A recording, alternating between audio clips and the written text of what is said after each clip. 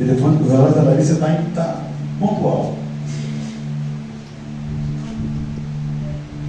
Se quiser dar lugar, Diego, por favor, fique à vontade. Me ajude. Glória a Deus. Nós vamos ler a partir do versículo 5, o 4, 29, Jeremias 29, a partir do versículo 4. Posso ouvir um amém? Amém.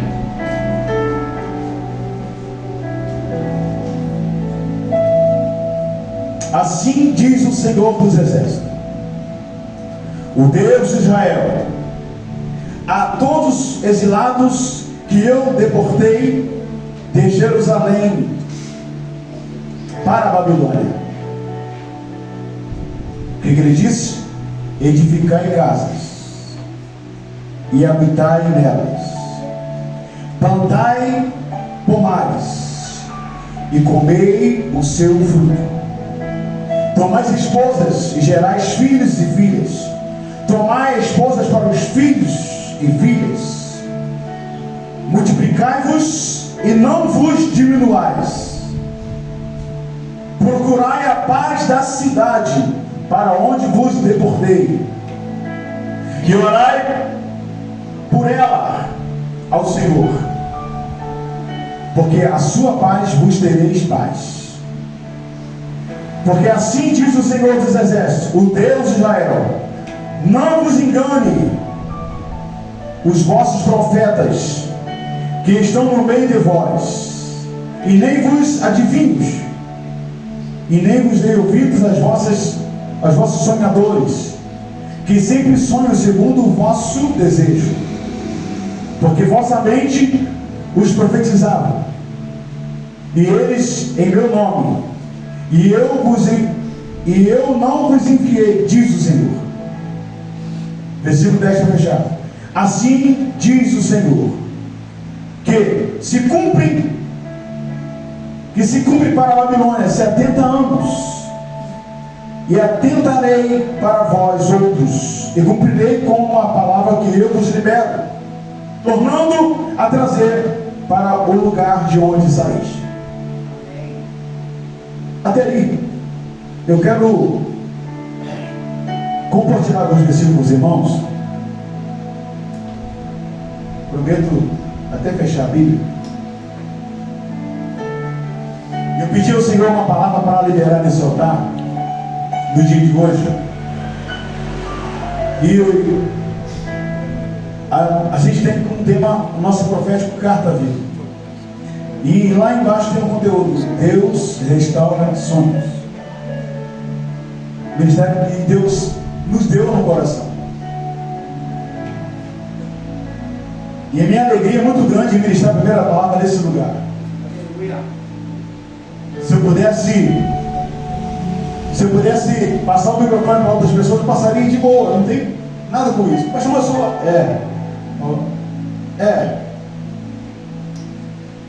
Mas uma coisa eu aprendi com essa história aqui, que a nossa vida nem sempre ela é de alegria. Os nossos dias são os dias difíceis.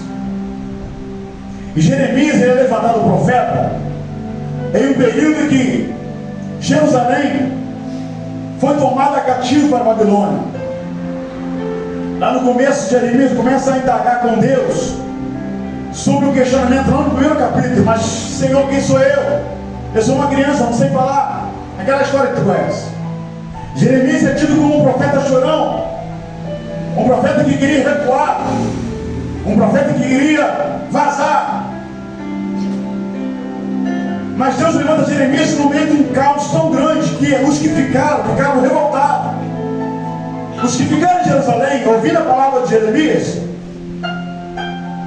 não dava crédito mais na palavra, porque se eles achavam, pensando assim: se Deus, que é Deus, que usa Jeremias, permite o povo ser levado a cativo para a Babilônia, olha, eu não fico dando ouvido a esse profeta nada.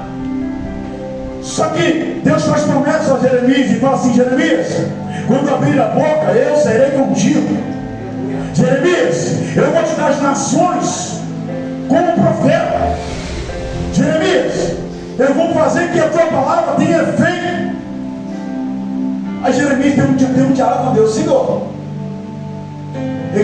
a ponto de desistir, eu uso a tua palavra, Senhor, e a tua palavra sai como um pobre na minha boca, ninguém dá crédito, sombra.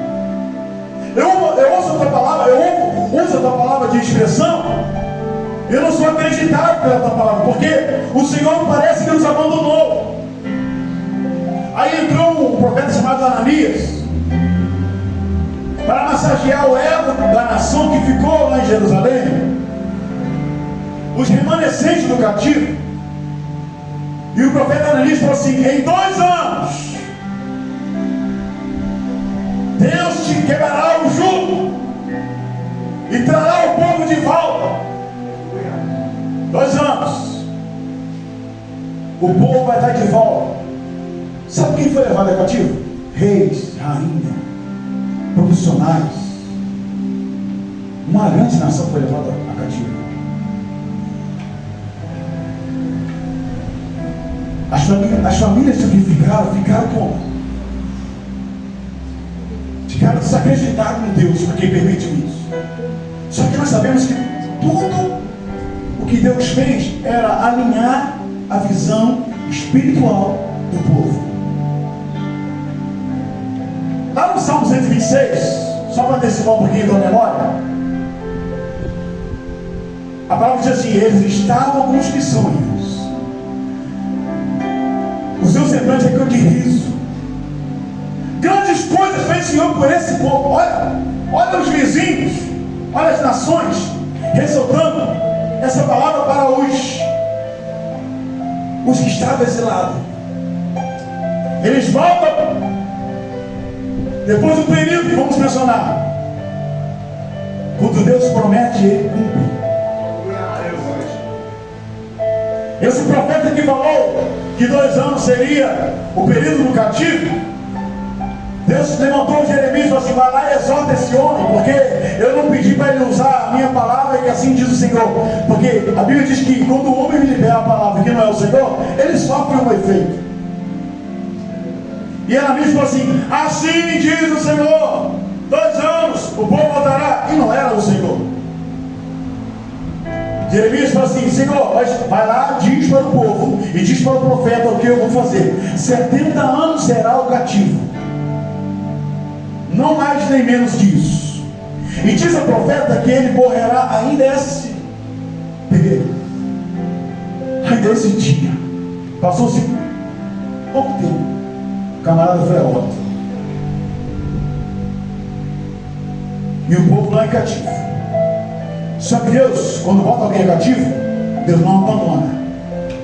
Quando Deus coloca alguém em prova, Deus não abandona. Quando Deus coloca alguém em luta, Deus não abandona. Quando Deus coloca alguém em algum vale, Deus não abandona. O povo estava onde? Na Babilônia, cativo por Nabucodonosor. Mas Deus não o abandonou. Jeremias, manda uma carta para os meus filhos, meus amigos, lá na Babilônia. Escreve uma carta, que assim diz o Senhor: edificai casas, plantai pomares, multipliqueis filhos e filhos, procurai a paz, porque assim diz o Senhor: não diminua, mas cresça. Aí eu entendi, irmão, que como eu vou, Gildo, como eu vou edificar uma casa no meio do cativo? Como eu vou edificar uma casa, presbítero Márcio? Se eu não tem nem para mim, nem para... Como eu vou edificar uma casa? E ele fala assim: plantai pomares e comei dos frutos. Como eu vou edificar uma casa? Como eu vou plantar pomares? A intenção de Deus é que o povo ficasse forte. Mesmo no exílio, o povo se sustentasse. Ele diz: procurai fazer filhos e filhos. Não diminua, mas se multipliquem. Está escrito: Aí, Deus fala comigo nessa noite para falar com a igreja. Em momentos de guerra, em momentos de luta, é hora de edificar a casa. Aleluia. Em momentos de desespero, é hora de plantar. Em momentos de tribulação, é hora de comer os frutos. A multiplicação aqui, escuta, não era para nós hoje trazida como eu vou coabitar com a minha esposa e terei mais um filho. Nem pode. Não! Para nós hoje, no nosso tempo, é que nós possamos no deserto se multiplicar o conhecimento na nossa estrutura. Pastor, como eu vou? Apóstolo, como eu vou me multiplicar? Ei, nesse período que eu estou vivendo. Escuta, irmão. A palavra que é liberada para nós hoje aqui é: multiplicai-vos no conhecimento. Edificai a sua casa na rocha. Plantai significa eleva o evangelho para onde você quiser, aonde você está. Escuta, irmão. O povo estava tendo uma lição de estrutura. A intenção de Deus era que ele se mantesse firme no exílio.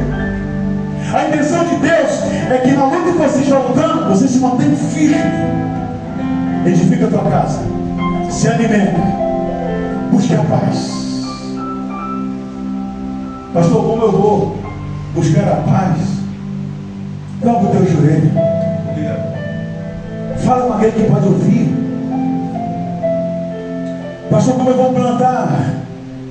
Faça a obra de Deus como Deus tem que ser feita. Como eu vou edificar minha casa se eu não tenho condições de orar por mim mesmo? Irmão, escuta uma coisa. Nós somos tão pequenos no conhecimento, porque o que Deus quer fazer conosco é coisa sobrenatural. Sabe, aquele sonho que está engavetado, alimente ele. Sabe o projeto que está engavetado? Alimente ele. Os frutos virão, mas nós temos que plantar os frutos, as sementes para que haja fruto. Ninguém que está aqui nessa noite caiu aqui de paraquedas, foi convidado para uma noite marcada para nós. E eu poderia mencionar uma palavra de avivamento, uma palavra de... Mas no meio de uma grande luta, no meio de um grande tempo, nós vamos nos alimentar, nós vamos edificar, nós vamos plantar, nós vamos estabelecer, nós vamos colher os frutos. É que quem plantou? Nós plantamos. Tem fruto que nós comemos hoje, pessoas lá atrás plantaram. Tem frutos que nascem muito tempo que demora para nascer. Tem frutos que nascem rápido. E tem fruto que nasce há anos.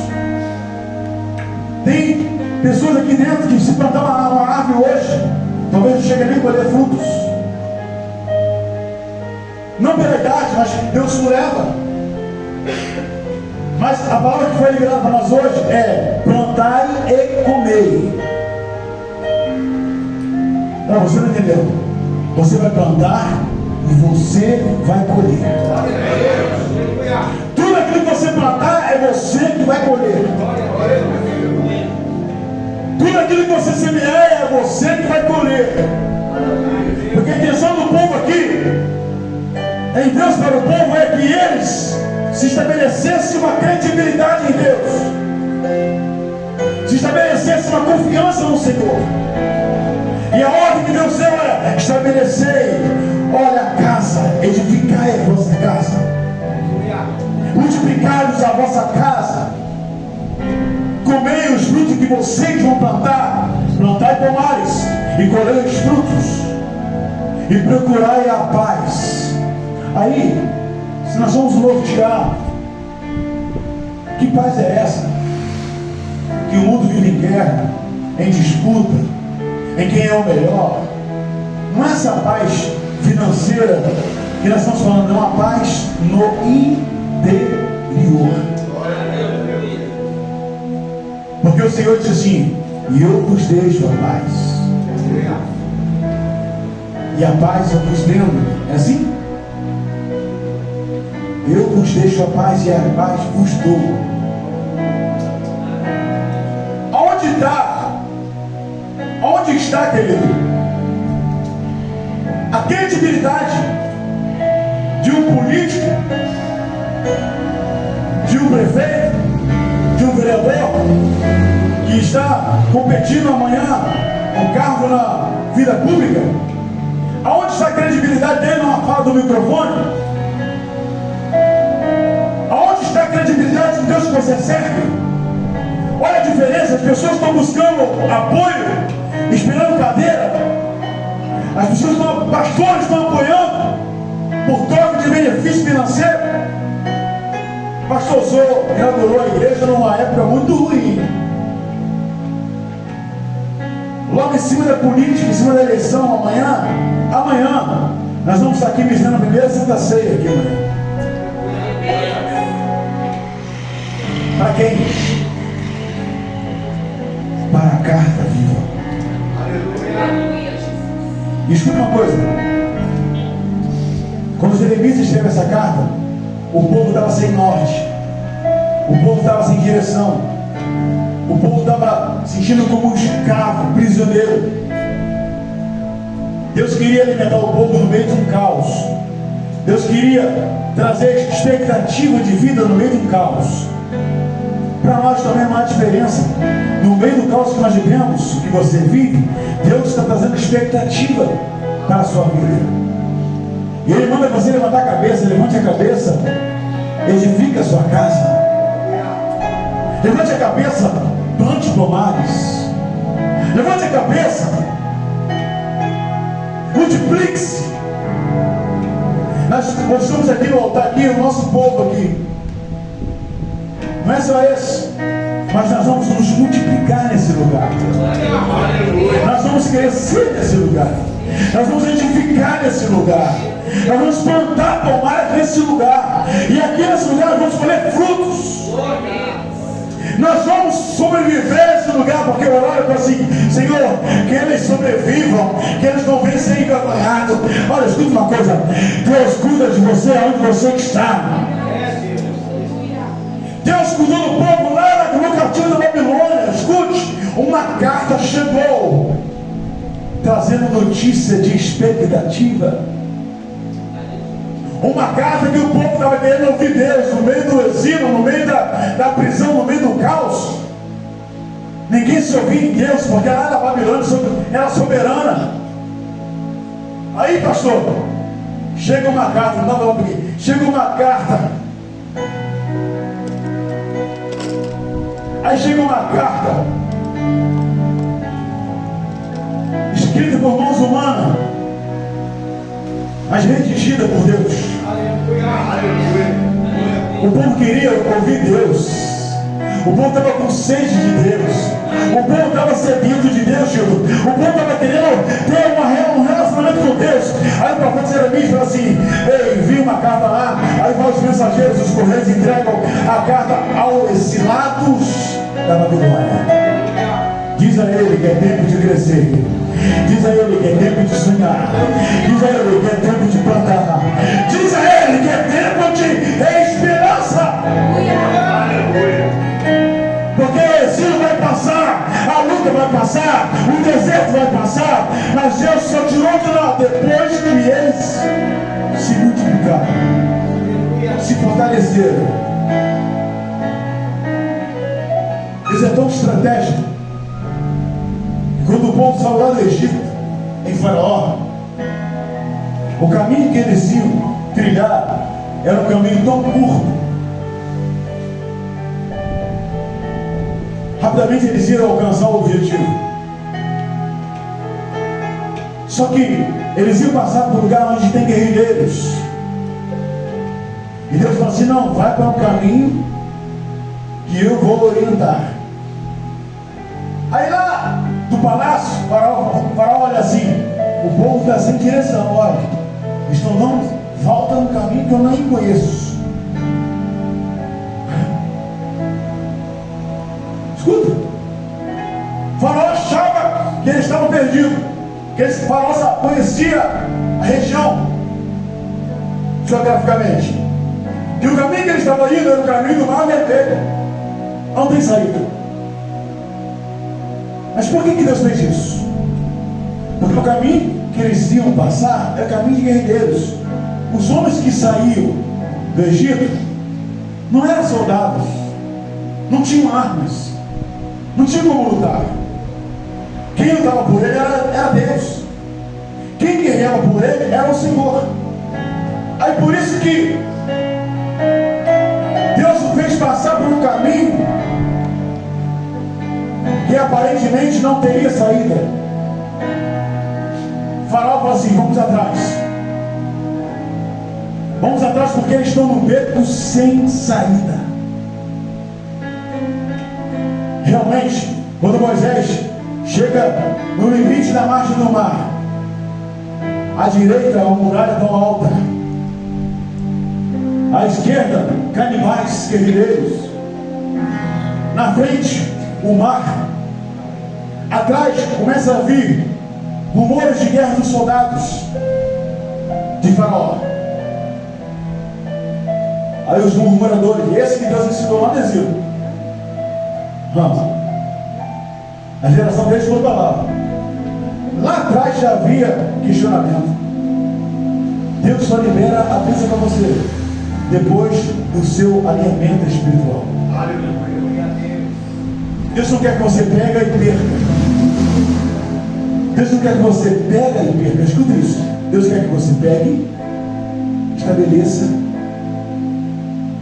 Deus quer que você pegue e viva o que Deus tem para você viver. Porque nós estamos com os que sonham. Escuta, nós estamos com os que sonham. Estamos sim com os que sonham. Só que se eu não tiver basicamente uma estrutura no que eu quero viver, eu vou apenas viver dias alegres e passageiros. Não, irmãos.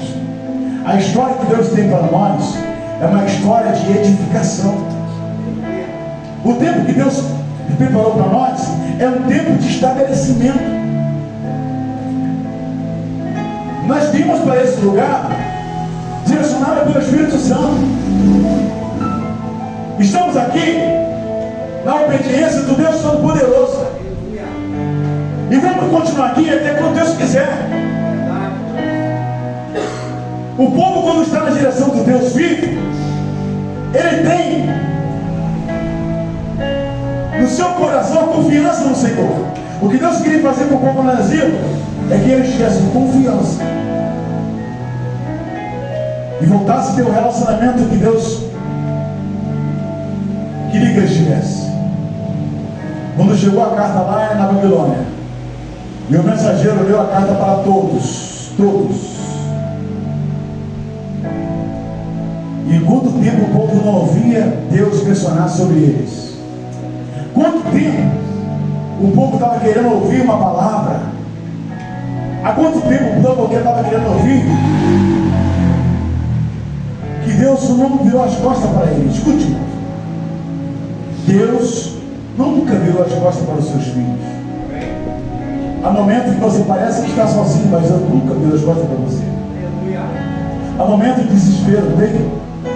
Mas Deus nunca virou as costas para você. Aí Ele manda você: meu filho, quanto tempo você não escreve uma carta para mim? Pastor, somos na era da internet, na era do Instagram, na era do Zap. Opa, você não me vê mais correr e ter no carro, vê? Só cobrança, notificação do banco. Ela, aí minha mãe falou assim: ela falou assim: meu filho, chegou uma carta, mãe, quem não quer cobrança? Então eu vou responder isso aqui para você. Minha mãe falou comigo lá na Nova Iguaçu: mãe, não precisa nem ir, é cobrança do banco, é notificação do banco. Mas antigamente a gente recebia a carta, recebia? Talvez você não. Mas, irmão, pastor Antônio, quando eu namorei a pastora Hélia, em 1900 e bolinha, não tinha Zap, era Teletrim. Ah, é? Olha só, querido, olha a importância da carta. Eu peguei lá na Nova Iguaçu, escute, lá em Nova Iguaçu. Ela esperou chegar no lugar de trabalho. Eu peguei o serviço em Macaé, fiquei 30 dias em Macaé. Meu Deus, eu apaixonado por ela.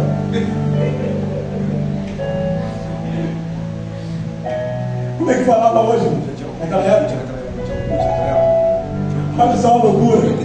Eu cheguei no local, procurei o nome da rua, o CEP. Como que eu te mandei mensagem? Eu escrevi uma carta para você. Eu escrevi uma carta para ela saber onde eu estava, o endereço que era. Estou na rua tal, CEP tal, na casa tal. A carta chegou até elas.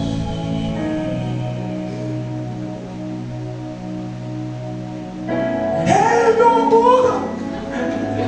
Entrei na carta! Isso foi real, tá? Isso foi real. Aí eu, contando os dias, a hora que o correio era lento, né? Não era Sedex, era uma carta selada. Eu tinha pouco dinheiro, quanto mais cedo, mais rápido chega, né? Aí a carta foi lentamente, porque era um selo só. Passou-se alguns dias, ela escreveu de novo no meu endereço, de onde estava o selo. Lá, quase 10 dias, a carta chegou onde eu estava. Olha como é que era lento o negócio. Eu mandei a carta para ela, ela pegou o endereço repetente. Pô, eu botou um saudade, 10 dias a carta veio de novo, lá para Macaé. Esse valor foi esquecido hoje.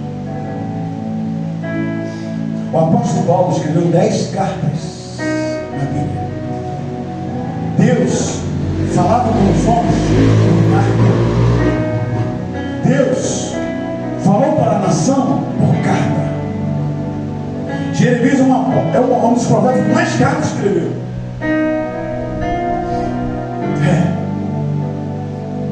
E nós vamos escrever uma carta para você. Você vai escrever uma carta para você.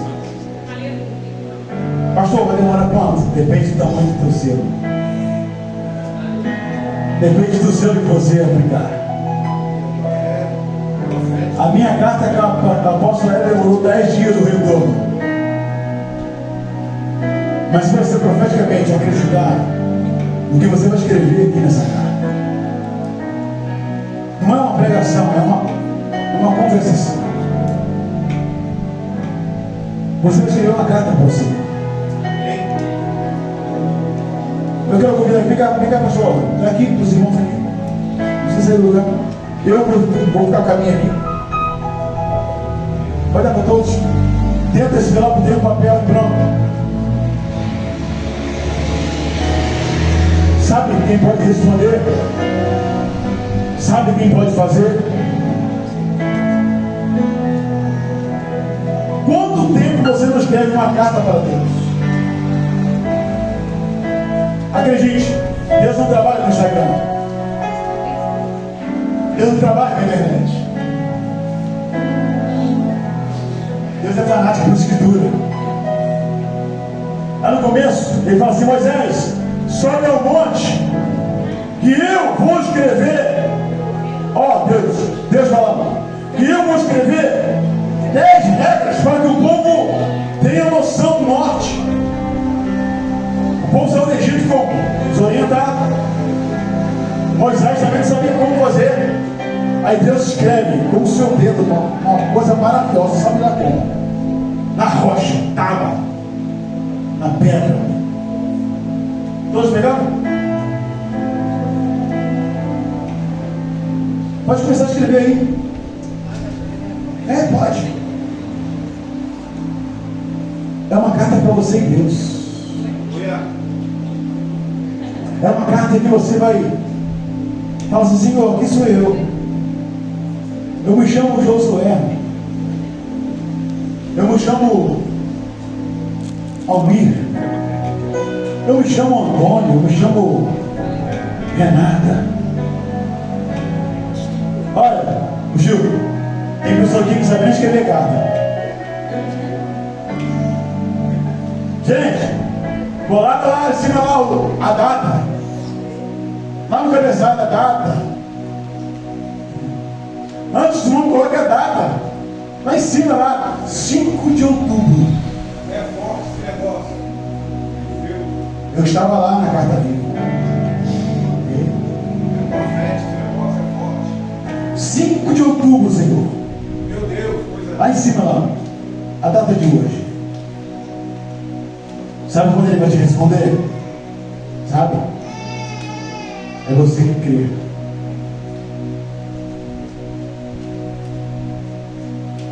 Eu colocaria tudo que você quer viver aqui na terra. Eu colocaria nessa carta aquilo que ainda você não viveu com Deus.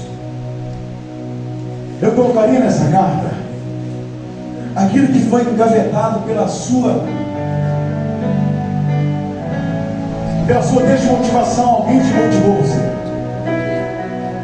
Eu colocaria nessa carta os sonhos que Deus sonhou por você. Eu colocaria nessa carta os seus projetos de vida. Eu colocaria nessa carta, sabe,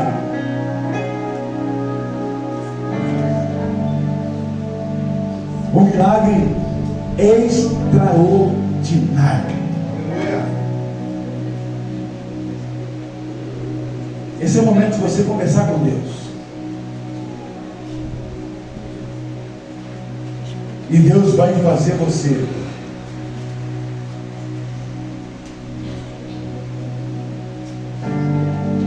sonhar de novo.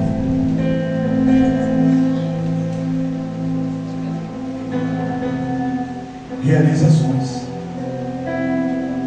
Deus vai fazer você realizar sonhos. Pastor, tem que botar meu nome? Tem. É uma carta, tem que ter nome.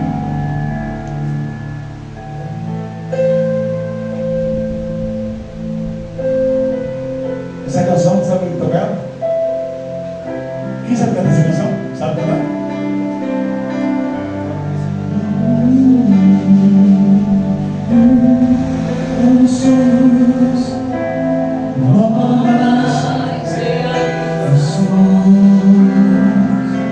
Esperam por ti. Fica ali, canta comigo aqui. Novos sonhos, novas conquistas. o quê? Esperam por nós. Escreve aquilo que o olho não viu. Não vi. Escreve o que o ouvido ainda não ouviu. Escreve. Que Deus preparou Para nós. que Deus preparou para nós. É só um ensaio.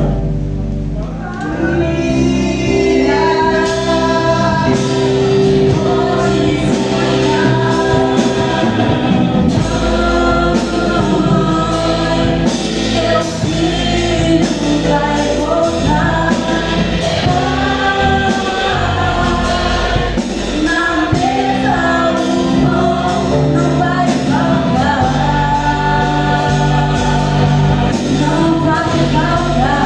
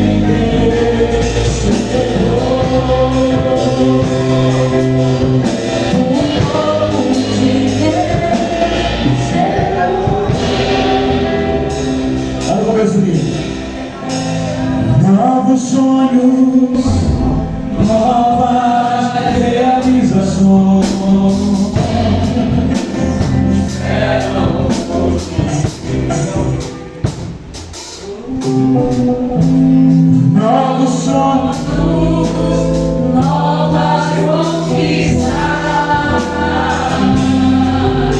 aí na sua casa, seja uma carta para o Senhor.